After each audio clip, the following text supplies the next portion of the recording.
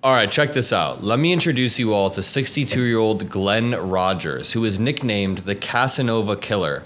Now, Glenn Rogers was executed yesterday after Florida Governor Ron DeSantis sentenced him to death for multiple murders that I'll get into in 1 second. Now, what I want to point out is that Glenn Rogers' final words, in the final moments before his execution, he didn't show any remorse. He didn't go for any redemption. They were a message to Donald Trump. I want to tell you all what the message was because I think it's indicative of the type of person that Trump attracts. Now, let me just back up. I would never say that all Trump supporters are like this, or even most. I don't generalize like that. That is not what I do. That is not what we should do. But it is worth talking about the kinds of people that his movement uniquely seems to pull in. For example, when Jim Jones formed his cult a while back, the people in his cult were usually in a rough place in their life. They were vulnerable, and Jim Jones preyed on that. Again, not all Trump supporters are like that, but we can go through a pattern and show and demonstrate that people who are uniquely vulnerable or impressionable or prone to radicalization. That's the term right there.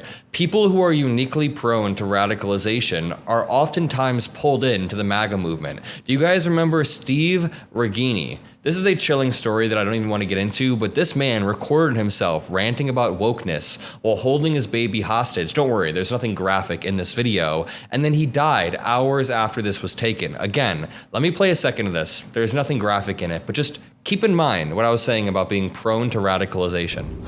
I'm here. My name is Stephen Regini. I am a resident of Maine, and I had the cops called on me. A SWAT team showed up, and I'm now engaged in a shootout.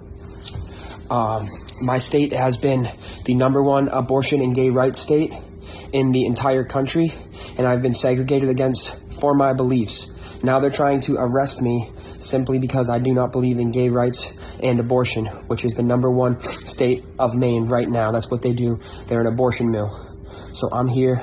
I'm in a shootout with the authorities who are protecting the rights of doctors to murder babies. What the protecting the rights of doctors to murder babies. Just wait. And they are protecting the rights of children to be ripped out of the womb and killed. I'm here with my baby daughter, who they're also trying to take away. He's using his baby daughter as a human shield, and his justification is that Democrats put kids in danger. And I assure you that I am not the aggressor here. They tried to arrest me. They tried to tase me. They're trying to make me a criminal. They are trying to get me in trouble. They are trying to take me to jail for a They're trying to vaccinate. They say they're trying to vaccinate. long time for getting in an argument with my wife, which was a simple argument. Okay, the point is, this guy rants about wokeness and vaccines and trans people.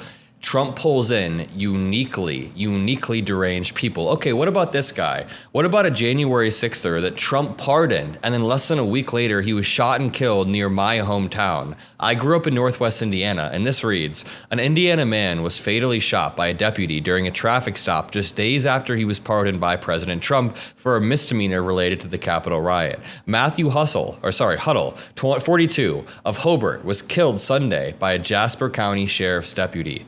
Who would have thought, when somebody attacks police officers and tries to subvert a peaceful process, and then you let them go and tell them they're a patriot for doing that, they're going to end up doing it again. That's just what happens. And does this mean that Trump led him to do this? No. Does it mean that Trump directly led this man to have a mental break? No. That's not even the point that I'm making.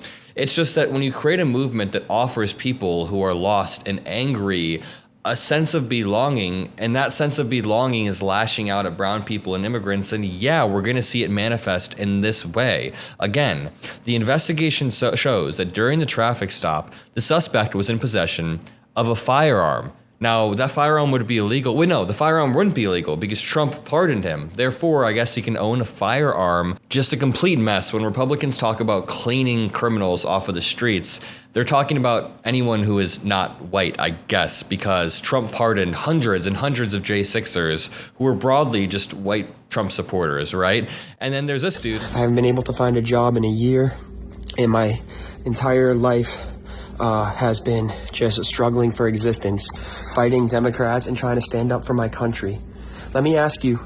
Bro, stand up for your child before you're standing up for your country and fighting Democrats. Like, dude. If you're a law enforcement officer, Why do you support the COVID vaccines? Okay, I knew he was going to bring it back to vaccines. Let's go. Sorry, none of this is funny. But to go back to this, let's read the story at hand. Serial killer has a 6-word message for President Trump in his final moments before execution. A suspected serial killer, he's gone now, who spent decades on death row, had a message for President Trump in his final moments before his execution this week. That's also why the death row is oftentimes looked down upon, because they're still saying suspected serial killer. Glenn Rogers, 62, who likely did it, very likely did it, also known as the Casanova Killer, was executed by lethal injection on Thursday, May 15th, according to reports from the Associated Press, NBC News, and CBS News. He was pronounced dead at Florida State Prison near Stark at 6:16 p.m. Rogers was handed down a death sentence for the 1995 murder of 34-year-old Tina Marie Cribbs. Tragic, a mother of 2 who was found dead in a Tampa motel room, per the outlets. He was also convicted in California of the 1995 killing of Sandra Gallagher, despicable human being, and sentenced to death, but remained incarcerated in Florida. He met both women at bars prior to their murders. In his last words prior to his execution, Rogers shared a message for President Trump. Quote, "President Trump, keep making America great again," he said, after thanking his wife. Wait a minute. Him thanking his wife wasn't even the last thing that he said. He said the Trump thing as his final words after thanking his wife. Then he said, "I'm ready to go." Florida Governor Ron DeSantis was the one who signed last month the death warrant. Rogers had 3 failed attempts to overturn his guilty verdict. Trump signed it, and this guy ended up dying. Authorities said Rogers strangled Gallagher, a mother of 3. And again, I just want to back up. When Jim Jones started People's Temple, which was the cult that that's the original name, right? That ended up growing and growing and growing. He didn't recruit powerful people. He targeted people in crisis.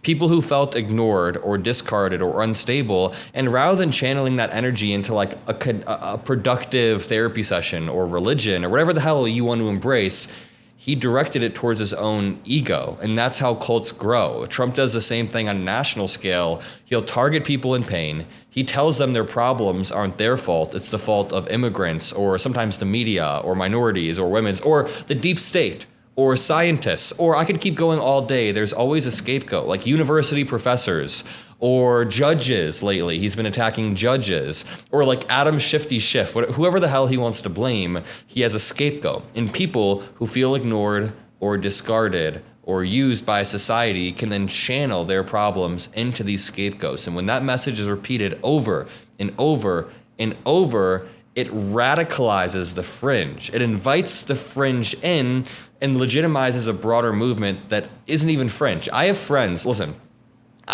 who voted for Trump, who are 23 years old, who don't know what QAnon is. I remember I made a joke to my friend recently, and I don't talk to him much, but I made a joke about QAnon, and he was like, "What's that?" And I was like, "Wait, you voted for Trump, right?" And he was like, "Yeah, my parents did too." And he was like, "I don't know what QAnon is." The whole point is there's a bunch of Trump supporters who aren't radicalized, but they invite in, essentially, the QAnon people, the same people that we see in these videos right here. And I'll leave it at that. If you appreciate these videos I make, if you appreciate what I do, all that I ask is that you scroll down and drop a like, a quick moment of gratitude.